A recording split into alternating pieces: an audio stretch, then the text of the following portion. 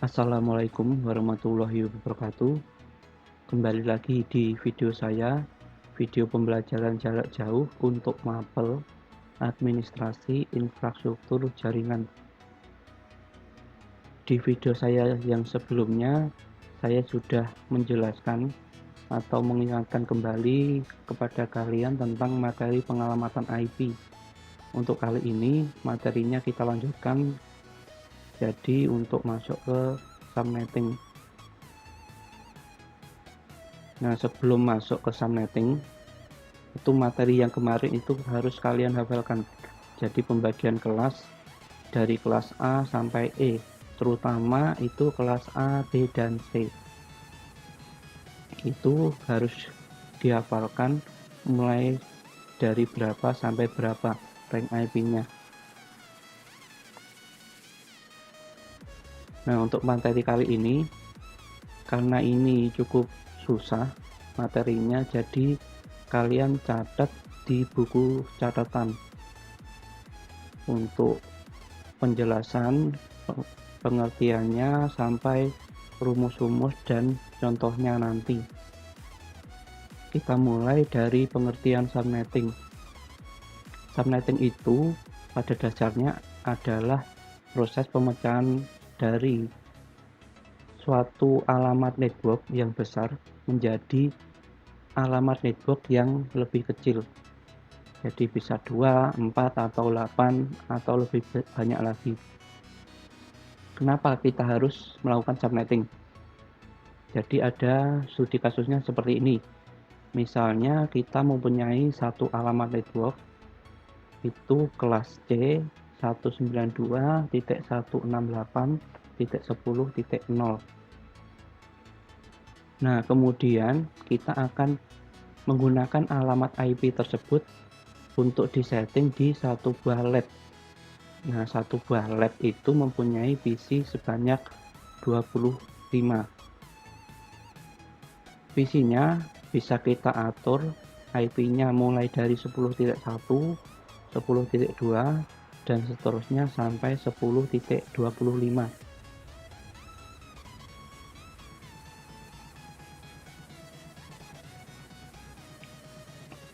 Nah, di sini IP-nya untuk kelas C sendiri kan terdapat 254 untuk total IP yang bisa digunakan. Nah, ini kita baru menggunakan 25. Ada sisa IP dari 10.26 sampai dengan 10.254 yang tidak terpakai. Nah, kalau kita tidak melakukan subnetting, misalnya kita akan menyeting untuk lab 2, 3, dan 4, maka kita harus menggunakan alamat network yang lain. Jadi misalnya untuk lab 2 itu alamat networknya 192.168.11.0, IP-nya ada di bawahnya itu. Kemudian yang lab 3 192.168.12.0, IP-nya itu. Kemudian lab yang terakhir lab 4 itu 192.168.13.0, IP-nya ada di bawahnya itu. Nah, kalau kita melakukan setting seperti ini, maka akan ada sisa IP yang cukup banyak yang tidak dipakai. Oleh karena itu, kita bisa pecah dulu IP-nya dengan menggunakan subnetting. Nah, kalau kita pecah dulu dengan subnetting, maka untuk lab 2, 3, dan 4, kita bisa menggunakan alamat IP yang tidak terpakai di lab 1. Jadi lab 1 tadi kan sudah memakai dari titik 1 sampai titik 25, sisanya bisa kita pakai untuk lab 2, 3, dan 4. Contohnya lab 2 dari titik 35 sampai titik 59. Untuk lab 3 contohnya dari titik 68 sampai titik 92. Terakhir lab 4 contohnya dari titik 98 sampai titik 122. Nah, jadi itu gunanya kenapa kita harus melakukan subnetting. Kemudian ada macam-macam subnetting. Subnetting itu ada dua. Yang pertama itu CIDR atau Class Inter-Domain Routing. Yang kedua itu VLSM atau Virtual Line Subnet Mask. Perbedaan antara dua semacam subnetting ini, kalau yang subnetting CIDR itu pembagian antara subnet yang satu dengan subnet yang lain itu besarnya sama. Jadi alamat lab 1, 2, 3, dan 4 itu semuanya punya 60 host. Itu berarti kita pakainya CIDR. Sedangkan yang VLSM subnetting itu antara satu subnet dengan subnet yang lain itu besarnya berbeda. Dari misalnya lab 1 itu 30, lab 2 itu 60, lab 3 itu 40, lab 4 itu 10. Jadi kalau kita membagi jaringan dengan besar masing-masing jaringannya itu berbeda, kita menggunakan metode VLSM. Kemudian subnet mask yang digunakan. Di video sebelumnya sudah saya tampilkan untuk masing-masing kelas itu ada subnet mask sendiri-sendiri. Jadi kelas A itu /8 atau 255.0.0.0. Kemudian kelas B itu /16 atau 255.255.0.0. Kemudian kelas C itu /24 atau 255.255.255.0. Ini subnet mask yang belum dipecah. Jadi untuk kelas A, B, dan C yang belum dipecah. Sedangkan untuk subnetting, nanti subnet masknya bisa kita pecah menjadi subnet mask di bawahnya seperti ini. Jadi kelas A dari /8 misalnya kita bisa pakai sampai /15. Untuk kelas B dari /16 sampai /23, kelas C dari /24 sampai /30.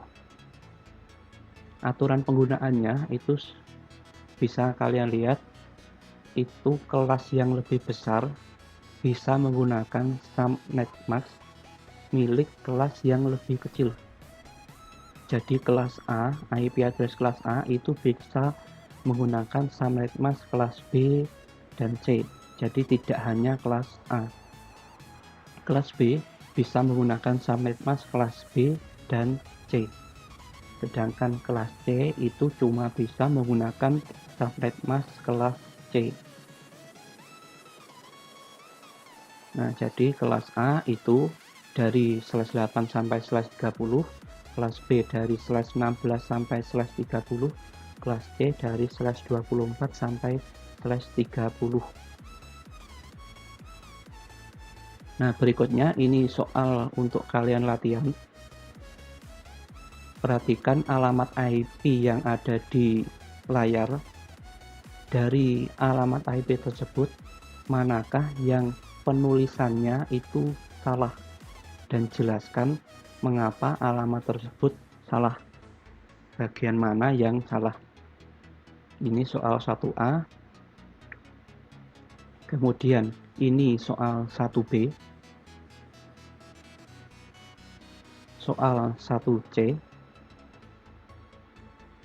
Soal 1D.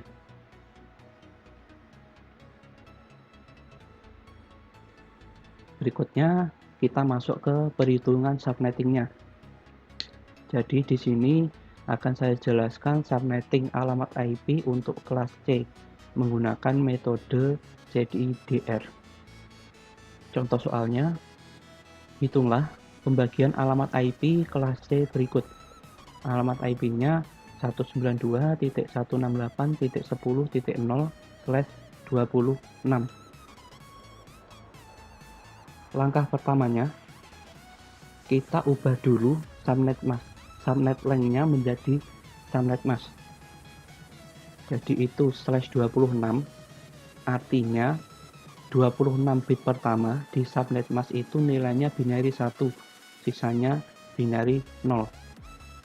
Jadi ini kamu hitung dari bit pertama sampai bit 26 itu nilainya 1, sisanya itu 0. Kemudian dari subnet mask biner itu kita ubah menjadi desimal. Hasilnya 255.255.255.192. Untuk konversi dari biner ke desimal dan desimal ke biner bisa kalian lihat di video di pojok bawah. Kemudian langkah kedua, kita cari berapa banyaknya subnet. Banyaknya subnet dirumuskan 2 pangkat X. X itu banyaknya biner 1 pada oktet terakhir. Ini subnet masknya, oktet terakhirnya 11000000. Berarti nilai X-nya itu ada 2. Ini 1, 2. Dihitung banyaknya subnet itu 2 pangkat 2. Berarti sama dengan 4. Jadi alamat IP 192.168.10.0/26 itu mempunyai 4 buah subnet. Kemudian langkah ketiga itu menentukan banyaknya host tiap subnet. Jadi dari 4 subnet tersebut, masing-masing subnetnya itu bisa mencangkup berapa buah host. Rumusnya itu 2 pangkat Y dikurangi 2. Y-nya kebalikan dari X, itu banyaknya biner 0 pada oktet terakhir. Biner 0-nya itu ada 1, 2, 3, 4, 5, 6. Berarti nilai Y-nya sama dengan 6. Banyaknya hostnya 2 pangkat 6 kurangi 2. 2 pangkat 6 itu 64. Kemudian dikurangi 2 sama dengan 62. Jadi untuk masing-masing subnetnya terdapat 62 host. Kemudian langkah keempat itu menentukan blok subnet atau total IP. Rumusnya itu 256 dikurangi nilai oktet terakhir subnet mask. Ini subnet masknya yang dipakai itu subnet mask yang desimal. Jadi perhitungannya 256 dikurangi 192, hasilnya sama dengan 64. Jadi nanti selisih antara subnet pertama dengan subnet kedua atau subnet kedua dengan subnet ketiga dan seterusnya itu 64. Langkah kelima itu kita menentukan alamat networknya, alamat broadcast, host pertama dan host terakhir. Pertama, buat dulu tabel seperti di layar. Baris kolom pertama itu subnet ke-nya, subnet keberapanya. Kemudian ada alamat subnetnya atau alamat network. Kemudian ada host pertama, host terakhir, dan alamat broadcast. Subnet ke-nya itu kamu isikan 1, 2, 3, 4. 4 ini sesuai dengan banyaknya subnet yang dihitung di langkah kedua tadi. Jadi misalnya di perhitungan IP line, subnetting untuk IP line mendapatkan subnet misalnya 8, berarti di tabelnya ada 8 buah baris. Langkah 5A, menentukan alamat subnet. Nah, ini karena kita melakukan subnetting kelas C, jadi alamat networknya itu kan oktet 1 sampai 3. Jadi yang oktet 1 sampai 3 itu nanti sama angkanya. Yang diganti cuma di oktet keempat. Alamat subnet pertama itu berapapun soalnya, berapapun IP yang akan kita pecah, itu alamat subnet pertama itu sama, semuanya menggunakan titik 0. Untuk subnet kedua, itu dari subnet pertama tadi, itu ditambahkan dengan blok subnet. Dan seterusnya, subnet ketiga, itu subnet sebelumnya, berarti subnet kedua, ditambah blok subnetnya. Dan seterusnya sampai dengan banyaknya subnet yang didapat.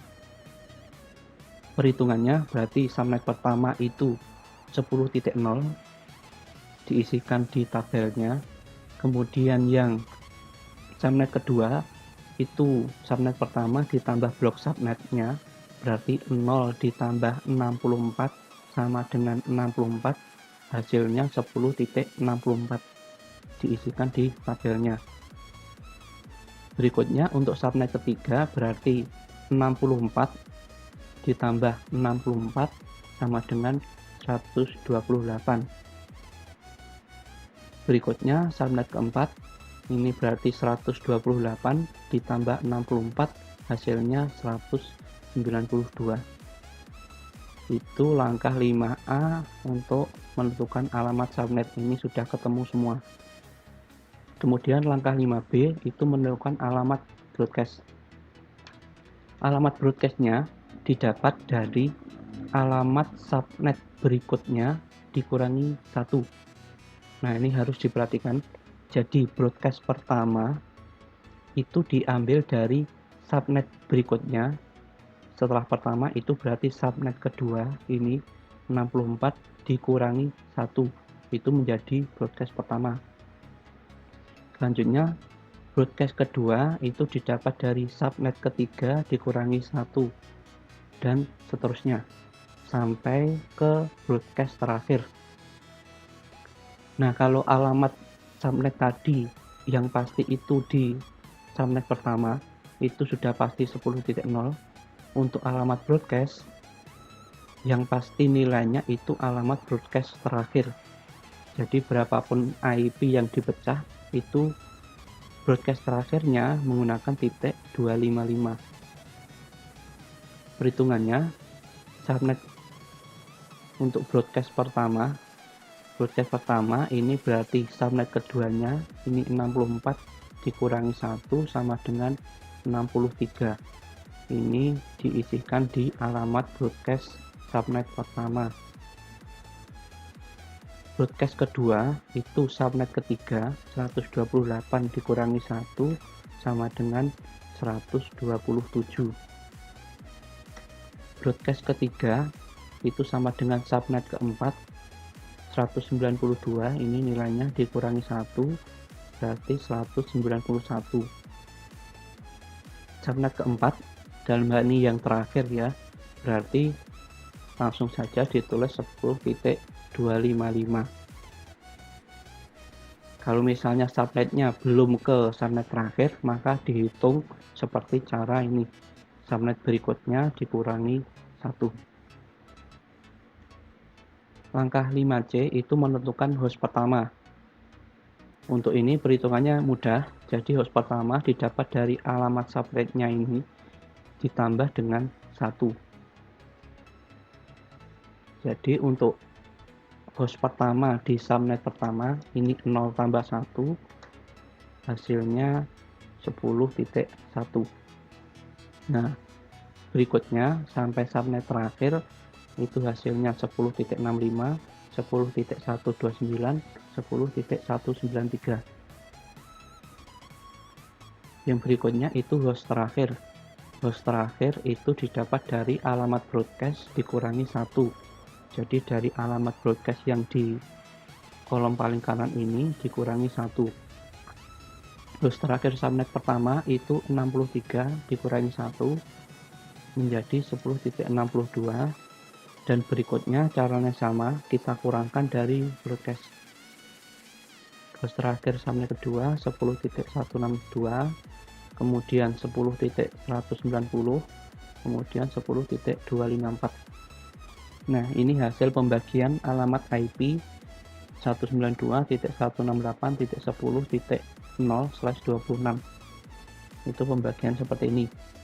Jadi misalnya untuk subnet ke 1 nanti disetting di lab 1 IP-nya dari 10.1 sampai 10.62, networknya 10.0. Subnet kedua misalnya kita setting ke lab 2, networknya itu 10.64, IP yang bisa dipakai itu dari 65 sampai 126 dan seterusnya seperti itu.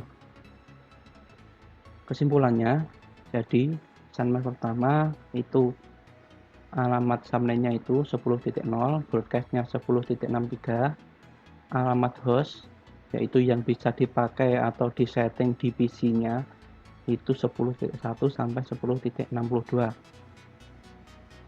Nah, selanjutnya yang subnet kedua itu 10.64, alamat subnetnya, broadcastnya 10.127, host yang bisa digunakan itu 10.65 sampai 10.126. Nah, berikutnya yang subnet ketiga dan 4 sama seperti tadi, bisa kalian lihat di layarnya. Oke, sampai di sini. Ini untuk materi subnettingnya, subnetting kelas C. Kalau ada yang ditanyakan, silahkan tanyakan di kolom komentar atau langsung ke WA saya. Untuk materi video ini saya tutup. Wassalamualaikum warahmatullahi wabarakatuh.